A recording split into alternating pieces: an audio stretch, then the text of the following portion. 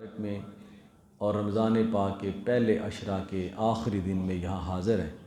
اللہ تعالیٰ سے دعا ہے کہ اللہ تعالیٰ ہماری حاضری قبول فرمائے اور اس برکتوں والے رحمتوں والے بخششوں والے مہینے کی ہمیں برکتیں عطا فرمائے اور اللہ تعالیٰ ہمارے صغائر و کبائر معاف فرمائے، ہمارے معاملات میں آسانیاں پیدا فرمائے۔ ایام معدودات کے تحت رمضان کا پہلا عشرہ آج ختم ہو جائے گا، جس کے بارے میں آقا کریم صلی اللہ علیہ وآلہ وسلم نے ارشاد فرمایا کہ رمضان کا پہلا عشرہ اس کی رحمت کا عشرہ ہے۔ اور آپ نے دیکھا کہ پہلے عشرے کا پتہ ہی نہیں چلا، کتنا ٹھنڈا، کتنا میٹھا، سہانا اور کتنی جو ہے وہ پرکیف فضائیں جو ہیں وہ اس عشرے میں ہم سب کو میسر رہیں۔ ہم اس چیز پر بھی اللہ کا شکر ادا کرتے ہیں کہ جس نے ہمیں یہ توفیق عطا فرمائی ہے۔ دعا یہ کیا کریں کہ یا پروردگار عالم، ہمارے ٹوٹے پھوٹے روزے، نماز تراویح، جو ہم تیرے گناہ گار بندے ہیں، خطا کار ہیں، یا اللہ وہ قبول فرما لینا اور ہماری پردہ پوشی فرمانا، ہمارے عیبوں پر پردے ڈالے رکھنا۔ اللہ تعالیٰ کی بارگاہ میں عاجزی ہی پیش کرنی چاہیے۔ تو یہ پہلا عشرہ گزر گیا اور کل سے دوسرے عشرے کا آغاز ہوگا، جس میں اللہ رب العزت نے ارشاد فرمایا، حضور نے فرمایا دوسرا عشرہ مغفرت کا عشرہ ہے اور اس میں اللہ تعالیٰ اپنے بندوں کی بخشش کرتے ہیں، مغفرت کرتے ہیں۔ میں پچھلے دنوں ٹی وی پہ پروگرام کرنے کے لیے گیا تو اینکر صاحب نے مجھے پوچھا کہ جناب یہ اللہ پاک نے تقسیم کیوں کی ہے کہ پہلے عشرے میں رحمت، دوسرا پھر مغفرت، پھر تیسرا، تو یہ کیا اس میں وجہ کیا ہے؟ تو میں نے کہا کہ جب لوہے سے کوئی چیز بنائی جاتی ہے تو پہلے اسے نرم کیا جاتا ہے، آگ میں اس پر یہ سمجھے اسے آگ میں ڈالا جاتا ہے، جب وہ نرم ہو جاتا ہے پھر جو چیز بنانا چاہیں وہ لوہے سے بنائی جا سکتی ہے۔ تو اللہ پاک دیکھیں کہ میرے بندے گناہ کر کر کے لویا بن گئے، دل ان کے سخت ہو گئے ہیں، تو چلو سب سے پہلے عشرے میں چونکہ رحمت برس رہی ہے، میں نے اپنا کرم کرنا ہے، میں نے اپنا فضل کرنا ہے، تو پہلے انہیں رحمت کی بٹی میں ڈال لوں اور ان کے زنگ زدہ، لوہا زدہ دلوں کو میں پہلے نرم کر لوں تاکہ یہ میری رحمت کو سمجھیں، پھر اس کے بعد پھر ان کی میں مغفرت کروں۔ اور دوسری وجہ یہ ہے کہ ساری نعمتیں پہلے جو ہے وہ سٹے نہیں مل جاتی، پہلی دفعہ نہیں، اللہ تعالیٰ دیکھتے ہیں کہ اللہ تعالیٰ میرا بندہ میری رحمت کے قریب کتنا آتا ہے۔ اگر وہ قریب آتا ہے پھر اس پر مغفرت ہوتی ہے، مغفرت کو پاتا ہے، پھر عتق من النار، جہنم سے آزادی مل جاتی ہے۔ تو لگے رہیں، یہ وقت گزرتے پتہ نہیں چلتا۔ تو اللہ تعالیٰ ہمیں زیادہ سے زیادہ اپنے گناہوں کی معافی مانگنے کی توفیق عطا فرمائے۔ اور جو اللہ پاک نے ارشاد فرمایا نا، دیکھیں یہ اللہ تعالیٰ نے فرمایا نماز پڑھنی ہے، جب تک آپ نماز پڑھیں گے اس وقت تک ثواب ہے، حج جب تک حج کریں گے ثواب ہے، جب تک آپ صدقہ ہو رہا اس وقت تک ثواب ہے۔ روزہ کی ایسی عبادت ہے صبح سے لے کر شام تک، اگر اس دوران آپ سوئیں بھی تو ثواب ہے، رزق حلال بھی ثواب، کوئی بھی آپ کام کریں وہ ثواب ہے۔ کس کی برکت سے؟ روزے کی برکت سے۔ تو کوشش یہ کیا کریں کہ روزے میں کوئی غیبت، چغلی، حسد، کینہ، بغض یہ چیز آپ کے قریب نہ آئے۔ اس اللہ پاک نے فرمایا کہ ہر چیز کا ثواب 700 گنا تک ہے، نیکی کا جو معیار مقرر کیا نا 700 گنا تک، لیکن اللہ پاک نے فرمایا روزہ ایک ایسی عبادت ہے اس کا کوئی حد نہیں، انا اجزی بہی، میں خود اس کی رضا دوں گا۔ کس کو کتنی رضا دینی ہے؟ کسی کو 700 گنا دینی ہے، کسی کو 7,000 دینی ہے، کسی کو کروڑ دینی ہے، یہ میری مرضی ہے کہ میں کس کو کیا دینا ہے۔ فرمایا انا اجزی بہی، بلکہ ایک روایت میں آتا ہے کہ میں خود روزہ دار کی جزا ہوں، یعنی میری ذات روزہ دار کی جزا ہے۔ اور دوسری، آج کیونکہ 10 رمضان شریف ہے اور آج کا دن ام المومنین سیدہ کائنات سیدۃ الکبریٰ حضرت سیدہ حدیجہ الکبریٰ رضی اللہ تعالی عنہا وسلام اللہ علیہا آپ کا یوم وصال ہے۔ یہ وہ ام المومنین ہیں کہ جن کے متعلق حدیث پاک میں آتا ہے کہ حضرت ابو ہریرہ رضی اللہ تعالی ارشاد فرماتے ہیں کہ حضور نبی پاک صلی اللہ علیہ وآلہ وسلم تشریف فرما ہے تو حضرت جبرائیل علیہ السلام تشریف لائے۔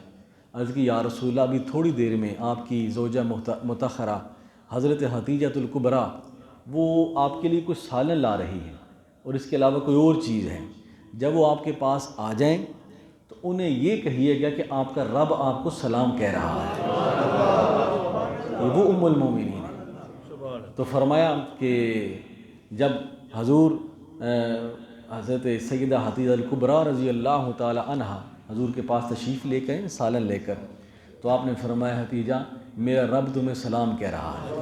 اور سلام لے کے کون آ رہا ہے؟ حضرت جبرائیل۔ اور ایک روایت میں آتا ہے کہ حضرت جبرائیل علیہ السلام نے فرمایا کہ ان کو رب کا سلام بھی دیجیے گا اور میرا سلام بھی دیجیے گا۔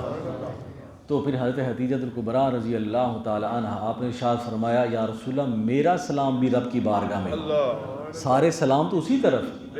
تو حضرت حتیجہ الکبریٰ رضی اللہ تعالی عنہ آپ کا یوم وصال ہے، آپ سب سے پہلی وہ خاتون ہیں، خاتون اول جنہوں نے سب سے پہلے حضور پر ایمان لائیں۔ سب سے پہلی جو خاتون حضور پر ایمان لائی وہ حضرت حتیجہ الکبریٰ ہے۔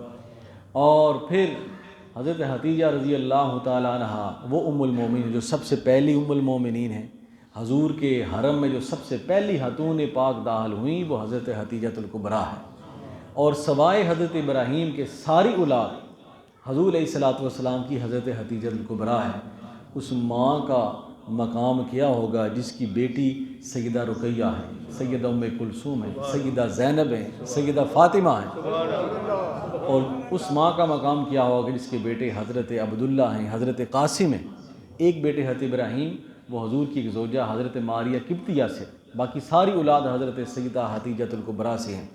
اور پھر اس خاتون اول اور اس ام المومنین کا کیا مقام ہوگا کہ جب بھی حضور پریشان ہوئے حضور علیہ الصلوۃ والسلام نے فرمایا میری دھاڑس حضرت حتیجہ الکبریٰ نے بندھائی جب میں پریشان ہوا، حتیٰ کہ جب پہلی وحی نازل ہوئی اقرأ باسم ربک الذی خلق، تو حضور واپس تشریف لائے اپنے گھر میں۔ آپ نے فرمایا زملونی زملونی، مجھ پر میری چادر اوڑھو، کیونکہ پہلا حکم پہلی وحی آئی ہے۔ تو یا رسول اللہ کیا بات ہے؟ فرمایا آج میرے رب نے مجھ پر کلام الہی بھیجا ہے، اس کی وجہ سے میری طبیعت میں بوجھ ہے۔ تو فرمایا اے اللہ کے رسول آپ پریشان کیوں ہوتے ہیں؟ دھاڑس بیوی وہ نہیں ہوتی جو مشکل وقت میں یہ کہتی ہے، یہ حضور کی ازواج نے ہمیں یہ سبق دیا ہے، حضور کی بیویوں نے ہمیں یہ سبق دیا ہے۔ آج کل کو یہ ماحول بن گیا کہ ذرا ساری شوہر سے کوئی کمی ہو جائے اس طرح جو ہے وہ سیاپا ڈال دینا کہ یہ چیز نہیں آئی وہ چیز نہیں آئی۔ آئیں حضور کے گھرانے کی طرف دیکھتے ہیں۔ حضور کا گھرانہ وہ گھرانہ جہاں قرآن پاک اترتا ہے، دنیا و ما فیہا کی نعمتیں ان کے قدموں کے تلے ہیں۔ تو وہ فرماتی ہیں کہ حضرت حتیجہ رضی اللہ تعالیٰ عنہ آپ نے فرمایا اللہ کے رسول پریشان نہ ہوں، آپ یتیموں کی داد رسی کرتے ہیں، آپ غریب پرور ہیں، آپ بیواؤں کے سر پر ہاتھ رکھتے ہیں، آپ شفیق ہیں، مہربان ہیں، میرا ایمان کہتا ہے کہ اللہ آپ کو کبھی بھی تنہا نہیں چھوڑے۔ حضور کو حوصلہ ہو جاتا۔ حضرت حضور علیہ الصلوۃ والسلام نے فرمایا لوگوں جب لوگ میرا انکار کر رہے تھے تو حضرت حتیجہ اس وقت مجھ پر ایمان لائے، جب میرے کہنے پر مجھے کوئی مال نہیں دے رہا تھا اس وقت حضرت حتیجہ نے مجھے اپنا مال دیا۔ فرمایا جب ہمارے پاس کوئی گھر نہیں تھا اس وقت حضرت حتیجہ نے مجھے اپنا گھر دیا۔ تو فرمایا کہ ازواج کا یہ مقام، حضور کی زوجہ کا یہ مقام، حضور کی اس ام المومنین کا، ہماری جو ماں ہیں ان کا یہ مقام ہے۔ فرمایا یا رسول اللہ، تو جب بھی مشکل وقت آیا فرمایا یا رسول اللہ اب گھبرائیں نہیں، اللہ ہمارے ساتھ ہے، کس چیز کی ضرورت ہے۔ اور پھر یہ ساری برکتیں حضرت حتیجہ رضی اللہ تعالی عنہ سے کسی نے پوچھا کہ آپ نے ساری زندگی کا، آپ اتنی امیر خاتون تھیں کہ پورے مکہ کا کاروبار ایک طرف ہوتا، آپ کا کاروبار تنہا ایک طرف ہوتا، اور پھر آپ یہ کرتی تھیں، آپ کے کاروبار کا اصول کیا تھا؟ آپ یہ کرتی تھیں کہ تنہا ہر ایک کو دیتی تھی، لیکن اگر کسی کاریگر سے یا کسی تاجر سے نقصان ہو گیا تو اس سے نقصان کے پیسے نہیں لیتی تھی۔ فرمایا میں نے تمہیں معاف کیا۔ جب حضور کا علم ہوا نا کہ آپ امین بھی ہیں صادق بھی ہیں تو آپ نے فرمایا پیغام بھیجا، آپ نے فرمایا کہ محمد صلی اللہ علیہ وسلم، اس وقت آپ نے اعلان نبوت نہیں فرمایا تھا، فرمایا کہ ان سے جا کر کہیں کہ اگر آپ میرا کاروبار کریں تو آپ نے اس چیز کو قبول فرما لیا۔ آپ نے جب حضرت حتیجہ الکبریٰ رضی اللہ تعالیٰ کو کاروبار فرمایا، مختلف ملکوں میں آپ کے سامان کو فروخت کیا۔ کاروبار کرنا بھی سنت الہی ہے، سنت رسول ہے، ٹھیک ہے نا، رزق حلال کمانا بھی یہ سنت رسول ہے۔ تو حضرت حتیجہ الکبریٰ رضی اللہ تعالی عنہ آپ کو دگنا نفع ہوا، پہلے سے بھی زیادہ۔ تو آپ نے فرمایا کیا وجہ ہے؟ تو جس بندے کو حضرت حتیجہ نے اللہ کے نبی کے ساتھ بھیجا تھا، تو پوچھا کیا وجہ ہے دگنا نفع ہوا ہے؟ انہوں نے کہا اے میری مالکہ، اے حضرت حتیجہ، بات یہ ہے کہ جس ہستی کو آپ نے اپنا کاروبار کرنے کے لیے بھیجا، میں نے پورے سفر میں اسے کبھی جھوٹ بولتے نہیں دیکھا، اسے بددیانتی کرتے نہیں دیکھا، اس بد زبانی کرتے نہیں دیکھا، بلکہ جو بھی اس کی طرف دیکھتا اسی کا ہو کے رہ جاتا، جو بھی اس کی گفتگو سنتا وہ اسی کی گفتگو میں مچلتا رہتا، جو بھی اس کے روح زیبا کو دیکھتا وہ اسی کے حسن میں گم ہو جاتا، جس چیز پر وہ ہاتھ رکھ دیتے جو گاہک ہے اسی چیز کو لینے پر تیار ہو جاتا۔ فرمایا عجیب آپ نے تاجر بھیجا ہے۔ تو حتیجہ نے فرمایا کہ میں نے اس لیے بھیجا ہے، ان کا نام جو محمد ہے، ان کا نام جو محمد ہے۔ اس کے بعد پھر شادی کا سلسلہ ہوا، اور حضرت حضور علیہ الصلوۃ والسلام 25 سال کی عمر میں، آپ کی عمر مبارک تھی، پہلا نکاح حضرت حتیجہ الکبریٰ، اور آپ کی عمر مبارک 40 سال تھی۔ یہ وہ ایسا خانوادہ اور ایسا حرم، ایسا گھر تیار ہوا جس گھر نے زمانے کو حسنین کریمین پال کر دیے، جس زمانے نے ایسا جو ہے وہ گھر بنا جہاں قرآن پاک کی آیات کا نزول ہوتا ہے۔ تو حضرت حتیجہ الکبریٰ رضی اللہ تعالی عنہا، آپ کا جب وصال ہو گیا نا تو حضور آپ کے غم میں ہر وقت روتے رہتے تھے۔ حضرت عائشہ صدیقہ رضی اللہ تعالیٰ عنہا ارشاد فرماتی ہیں مجھے کبھی کسی عورت پر اتنا رشک نہیں آیا۔ رشک کرنا جائز ہے، حسد اور رشک میں فرق ہوتا ہے۔ حسد یہ ہوتا ہے کہ یا اللہ جو اس کے پاس ہے نہ ہی رہے، یہ برباد ہو جائے، یہ حسد کہتے ہیں۔ اور رشک یہ ہوتا ہے یا اللہ جو اسے دیا ہے کاش میرے پاس بھی ہو، میں بھی وہ اچھا کام کروں، یہ رشک ہے، رشک کرنا جائز ہے۔ تو فرمایا مجھے رشک آتا کہ جب بھی حضور پریشان ہوتے نا تو حضور اپنی ازواج کے سامنے حضرت حتیجہ کا ذکر فرماتے سنو وہ خاتون تھیں، اور آپ کے ہوتے ہوئے سرکار نے کبھی کسی دوسری سے نکاح نہیں فرمایا، یہ محبت، یہ پیار تھا۔ تو فرمایا تو حضرت عائشہ فرماتے مجھے رشک آتا، حضور ان کا ذکر فرماتے، ان کی سہیلیوں کا ذکر فرماتے۔ حضرت حتیجہ رضی اللہ تعالی عنہ ایک دفعہ عرض کی یا رسول اللہ صلی اللہ علیہ وآلہ وسلم، اللہ نے میرے لیے جنت میں کیا تیار کر رکھا ہے؟ سبحان اللہ۔ فرمایا اللہ نے میرے لیے جنت میں کیا تیار کر رکھا ہے؟ فرمایا اللہ نے تیرے لیے جنت میں ایسا محل تیار کر رکھا ہے جس کے در و دیوار موتیوں سے بنے ہوئے ہیں، اور ایسا خوبصورت محل ہے جس میں نہ کوئی شور ہے، نہ کوئی ہنگامہ ہے، امن اور سکون اور سلامتی ہے۔ تو حضرت حتیجہ رضی اللہ تعالیٰ جب یہ بات سنتی نا تو خوش ہوتی اور اللہ تعالیٰ کی بارگاہ میں شکر ادا کرتی، تیری نسبت نے سنوارا ہمارا انداز حیات۔ یہ نہیں کہ حضرت حتیجہ بھی حضور سے منسوب ہوئی تو یہ مقام اور مرتبہ مل گیا، ام المومنین بن گئیں اور خاتون اول بن گئیں۔ تو میرے دوستو یہ حضرت حتیجہ الکبریٰ رضی اللہ تعالیٰ آپ کا یوم وصال ہے۔ 10 رمضان پاک آپ اس جہان فانی سے کوچ فرمائیں اس دار بقا کی طرف، تو ان ہستیوں کا ذکر پڑا کریں، کس طرح انہوں نے اپنا تن، جب آپ کی شادی ہوئی نا تو دوسرے دن ہی آپ نے فرمایا یا رسول اللہ میرا سب مال سارا کاروبار میں آپ کے قدموں پر نچھاور کر دیا، سب کچھ قربان کر دیا۔ تو اللہ تعالی ہمیں ان کے نقوش قدم پر چلنے کی توفیق عطا فرمائے۔ میں نے جو قرآن پاک کی آیت کریمہ پڑھی ہے وہ بھی سمجھیں کہ ایسی ہستی ہوں کہ اللہ پاک مثال دے رہے ہیں۔ رمضان کا مہینہ نا تو اللہ پاک فرماتے ہیں کہ میرے بندے کیسے ہونے چاہیے۔ اپنے بندوں کی اللہ تعالیٰ مردوں کی شان بھی بیان فرماتے ہیں، عورتوں کی شان بھی بیان فرماتے ہیں اللہ تعالیٰ۔ بلکہ میں اس سے پہلے پیر نصیر الدین نصیر رحمۃ اللہ تعالیٰ علیہ، میری نظر سے نا حضور کی ازواج پاک، حضور کا سارا گھرانہ ہی خوبصورت ہے، اور بالخصوص جو حضور کی ازواج مطہرات ہیں جنہوں نے روکھی سوکھی کھا کر بھی حضور کا ساتھ نہیں چھوڑا، کئی دن گھر میں چولہا نہیں جلتا پھر بھی حضور کا ساتھ نہیں چھوڑا۔ تو فرمایا تو حضرت پیر نصیر الدین نصیر آپ کی ایک بڑی خوبصورت نظم وہ ازواج مطہرات کے حوالے سے اس کے چند اشعار میں تبرکن آپ کے سامنے پیش کرتا ہوں، کیونکہ ام المومنین کا ذکر پاک ہے۔ تو آپ فرماتے ہیں کیوں نہ لب پر ہو میرے مدحت ازواج رسول، کیوں نہ لب ہو میرے مدحت ازواج رسول، میرے دل میں ہے مکین عظمت ازواج رسول۔ کیا سمجھ سکتے ہیں وہ خشمت ازواج رسول جن کو معلوم نہیں حرمت ازواج رسول، یعنی انہیں حضور کی ازواج کی عزت کا کیا پتہ جو حضور کی حرمت سے واقف نہیں، جنہیں حضور کی ناموس کا پتہ ہی نہیں ہے، انہیں حضور کے گھرانے کا اور حضور کی صحابہ کا کیا پتہ ہے۔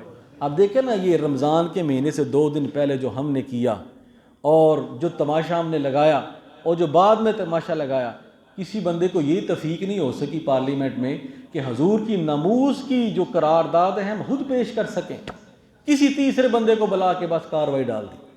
کہاں سے آئے صدا لا الہ الا اللہ، کہاں ہماری جھولی میں برکتیں ہوں، کہاں؟ بلکہ وہ پرائم منسٹر صاحب نے یہ تو کہہ دیا کہ جناب اگر اس کے بعد پھر غلطی ہو گئی تو کیا گارنٹی ہے کہ پھر گستاخی نہیں ہوگی۔ اوہو، کیسی ایک بے وقوفی بات ہے۔ بندہ مومن کی شان ہے جب بھی دشمن ناموس پر حملہ کرے اسی وقت وہ تیار ہو جائے۔ کیا ہم نے ابھی نندن کو اس لیے چھوڑا تھا کہ دوبارہ اس نے حملہ نہیں کرنا؟ کیا اسے گارنٹی لی تھی؟ دشمن ہے، اس نے ہماری سالمیت پر بھی حملہ کرنا ہے، اس نے ہماری جو ہے حضور کی ناموس پر بھی حملہ کرنا ہے، لیکن جب بھی حملہ ہو یہاں سے ایسی آواز آئے کہ اس کی زبان خاموش ہو جائے۔ لیکن ہمارا انداز دیکھیں، جانیں بھی چلی گئیں، کوئی فائدہ بھی نہ ہوا، اور پھر ہم جو جن نمائندوں کو ہم منتخب کر کے بھیجتے ہیں ان کے وہ اپنی عزتوں کے بارے میں تو بڑی باتیں کرتے ہیں، تم نے ہمارے لیڈر کو یہ کہہ دیا، ہمارے لیڈر کو یہ کہہ دیا، ہمارے لیڈر کو یہ کہہ دیا، یہ توہین ہوگی، یہ لیٹر ہو گیا۔ تو جب حضور کی بات ہے تو ساری باتیں گول ہو جائیں۔ اگر حضور کی ناموس کا پیرا نہیں دینا تو کسی کی عزت سلامت نہیں رہے گی، سب کو جوتے پڑیں۔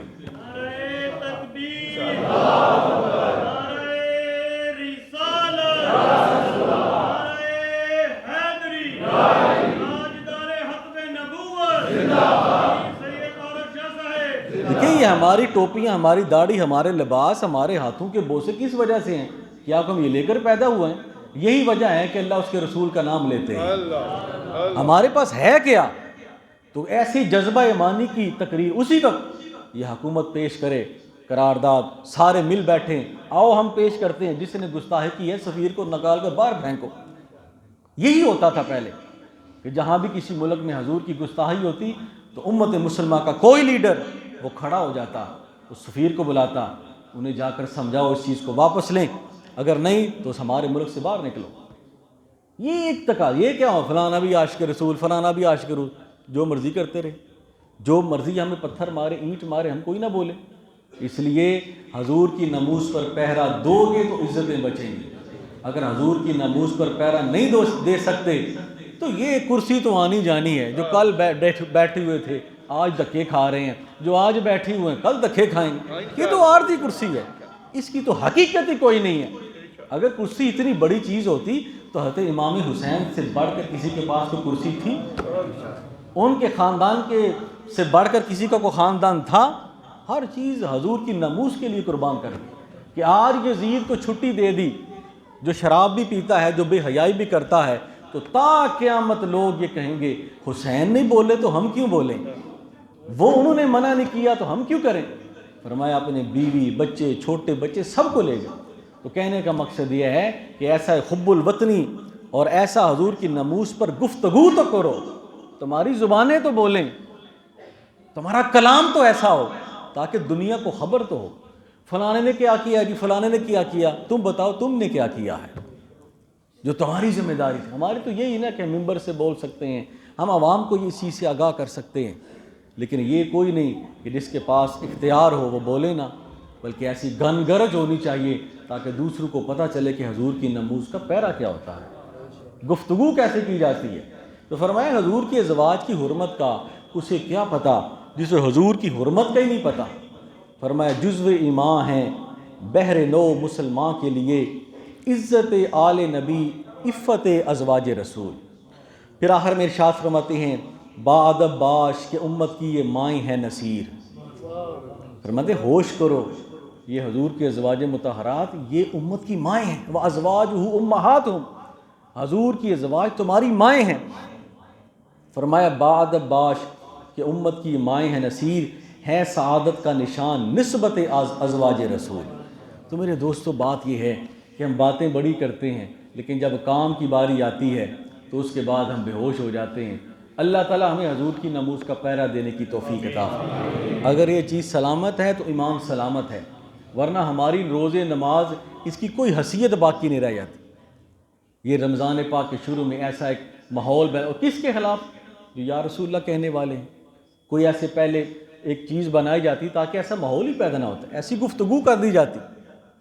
تو بہرحال اللہ تعالیٰ ارشاد فرماتے ہیں، اللہ تعالیٰ کیا فرماتے ہیں، جو میں آیت وہ ترجمہ کر کے پھر میں اپنی گفتگو کو ختم کرتا ہوں۔ اللہ تعالیٰ فرماتے ہیں ان المسلمین، بے شک مسلمان مرد، والمسلمات مسلمان عورتیں، والمؤمنین مومن مرد، والمؤمنات مومن عورتیں، والقانتین فرما بردار مرد، والقانتات فرما بردار عورتیں، وہ مرد جو میرے حکم پر اپنا سب کچھ قربان کر دیتے ہیں، جو میرے حکم پر، وہ عورتیں جو میرے حکم پر ہر چیز قربان کر دیتی ہیں۔ فرمایا والقانتین والقانتات، فرما بردار مرد اور فرما بردار عورتیں، والصادقین اور سچ بولنے والے مرد، والصادقات اور سچ بولنے والی عورتیں، والصابرین صبر کرنے والے مرد، والصابرات اور صبر کرنے والی عورتیں۔ یہ اللہ پاک فرماتے ہیں کہ میرے جو مخلوق ہے نا، مرد اور عورت ایسے ہونے چاہیے۔ اللہ پاک اپنے بندوں کو یہ فرمائے ایسے، فرمایا والخاشعین اور اللہ کے سے ڈرنے والے مرد، والخاشعات اور اللہ تعالیٰ سے ڈرنے والی عورتیں، والمتصدقین اور صدقہ و خیرات کرنے والے مرد، والمتصدقات صدقہ و خیرات کرنے والی عورتیں، والصائمین روزہ رکھنے والے مرد، والصائمات اور روزہ رکھنے والی عورتیں، والحافظین فروجہم ایسے مرد جو اپنی شرمگاہوں کی حفاظت کرتے ہیں، والحافظات ایسی عورتیں جو بے حیائی کا ارتکاب نہیں کرتے، والذاکرین اللہ کثیرا ایسے مرد جو کثرت سے اللہ کا ذکر کرتے ہیں، والذاکرات اور ایسی عورتیں جو کثرت سے اللہ کا ذکر کرتی ہیں۔ اللہ پاک فرماتے ہیں اعد اللہ لہم مغفرۃ و اجرا عظیما، اللہ تعالیٰ نے ایسے مردوں اور عورتوں کے لیے بخشش بھی رکھی ہے اور اجر عظیم بھی رکھا ہے۔ اور ان سے پہلے جو سورہ احزاب کی آیات ہیں اس میں حضور کی ازواج مطہرات، حضور کی اہل بیت کی شان بیان ہو رہی ہے۔ تو فرمایا کہ اپنے اندر یہ اوصاف پیدا کرو کہ تم مرد ہو تو ایسے مرد نظر آؤ جیسے مسلمان ہوتے ہیں، اگر وہ عورت ہو ایسی عورت نظر آؤ جیسے مسلمان عورتیں ہوتی ہیں، اگر تم مرد ہو ایسے نظر آؤ جیسے قانتین ہوتے ہیں، قناعت کرنے والے ہوتے ہیں، فرما بردار ہوتے ہیں۔ تو میرے دوستو، یہ رمضان پاک ہمیں یہ اوصاف پیدا کرنے کے لیے آیا ہے، ہماری تربیت کرنے کے لیے آیا ہے۔ اس وقت لوہا بھی گرم ہے، شیطان بھی بند ہے، اللہ کی رحمت بھی برس رہی ہے، اللہ کا کرم بھی برس رہا ہے، اور حضور علیہ الصلوۃ والسلام کے فرمان کے مطابق کہ اللہ تعالیٰ صبح اللہ تعالیٰ کی رحمت کے فرشتے یہ کہتے ہیں، ہے کوئی اللہ کی بخشش چاہنے والا، ہے کوئی اللہ تعالیٰ کا کرم چاہنے والا، اے نیکی کے خواہش مند آج نیکی کر لو، اور شام تک یہ صدائیں چلتی رہتی ہیں، پھر شام سے لے کر صبح تک اور صبح سے لے کر شام تک پھر ایک فرشتہ یہ کہتا ہے کہ اے برائی کرنے والے برائی سے باز آ جاؤ، اے برائی سے کرنے والے برائی سے باز آ جاؤ، برائی سے رک جاؤ، دعا کرو اللہ تعالیٰ کی بارگاہ میں، کیونکہ ایک بندہ مومن کا سب سے قیمتی ہتھیار جو ہے وہ دعا ہے۔ دعا کریں کہ یا رب العالمین، جو بھی آپ دعا کریں، تہجد کے وقت ویسے ہی موقع مل جاتا ہے، آپ اٹھتے ہیں تو اس وقت آپ دعا کریں، اللہ تعالیٰ سے مانگیں۔ وَإِذَا سَأَلَكَ عِبَادِي أَنِّي فَإِنِّي قَرِيب، اے محبوب جب میرا بندہ میرے بارے میں سوال کرے کہ میں کہاں رہتا ہوں تو اسے بتایا کرے میں تیرے بہت قریب رہتا ہوں، تیرے احساس تیرے گمان سے بھی قریب رہتا ہوں۔ وَأُجِيبُ دَعْوَةَ الدَّاعِ إِذَا دَعَانِ، جب بھی کوئی دعا کرنے والا مجھ سے مانگتا ہے میں اس کی دعا کو ضرور قبول کرتا ہوں، اس کی دعا کو سنتا ہوں۔ حضرت ابو ہریرہ رضی اللہ تعالیٰ عنہ ایک دفعہ آپ کی والدہ محترمہ مسلمان نہیں ہوئی تھی، آپ پریشان رہتے، وہ حضور کے بارے میں، وہ حضور کی بارگاہ میں حاضر ہوئے، عرض کی یا رسول اللہ میری ماں جو ہیں وہ ایسی گفتگو کرتے مجھے برداشت نہیں ہوتا، تو یا رسول اللہ میرے پاس تو یہی ہے کہ میں آپ سے دعا کرواؤں، یا رسول اللہ دعا کریں اللہ تعالیٰ میری ماں کو ہدایت دے دے، میری ماں کو اللہ تعالیٰ ایمان کی دولت دے دے۔ تو حضور علیہ الصلوۃ والسلام نے اسی وقت ہاتھ اٹھائے، فرمایا یا اللہ ابو ہریرہ کی ماں کو ایمان عطا فرما دے۔ حضرت ابو ہریرہ فرماتے ہیں میں گھر جب پہنچا تو دروازہ اندر سے بند تھا، اندر سے پانی چلنے کی آواز آ رہی تھی، جب میں نے مزید دروازہ کھٹکھٹایا تو میری ماں نے دروازہ کھولا تو دیکھا کہ ان کے بالوں سے پانی گر رہا ہے۔ تو میں نے پوچھا کیا بات ہے، دروازہ کیوں نہیں کھول رہی تھی؟ فرمایا اچانک ایسا ہوا کہ میرے اندر کو ایسا نور داخل ہوا، میرا جی چاہا کہ میں نے تیرے نبی پر ایمان لے آؤں، تیرے نبی پر ایمان لے آؤں کہ میں نے اتنی بار ان کے بارے میں کہا ہے، لیکن تیرے نبی کی تربیت یہ ہے کہ اپنی ماں کے ساتھ حسن سلوک کرنا۔ ایک دفعہ بھی تو نے میرے ساتھ بید بھی نہیں کی، تیرے نبی نے یہ بات سکھائی ہے۔ تو میرے دل میں یہ نور پیدا ہوا، اسی وقت میں نے پڑھا لا الہ الا اللہ محمد۔ تو یہ دعا کرنا یہ بھی بہت بڑا ہتھیار ہے۔ اپنے لیے دعا کریں، اپنے دوستوں کے لیے، بیماروں کے لیے، حالات کے لیے، جتنے کشمیر کے لیے اللہ تعالیٰ دعاؤں کو سننے والے ہیں۔ اللہ تعالیٰ ہمیں عمل کی توفیق عطا فرمائے۔